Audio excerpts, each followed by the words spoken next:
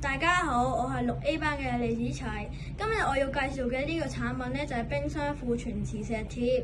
點解我會發明呢個產品呢？就係因為呢，我媽咪成日咧都唔記得自己買咗乜嘢啦，跟住有時就會買一啲重複嘅嘢，跟住擺啲嘢食擺到過期，所以我就諗住會發明呢個產品啦。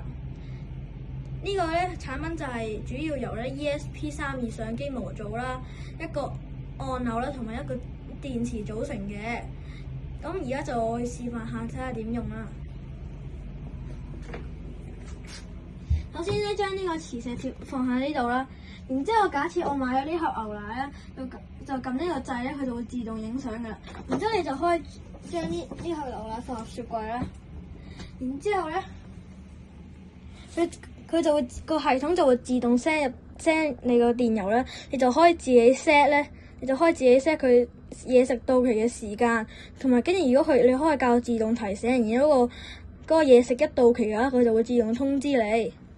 呢個就係我嘅介紹啦，多謝大家。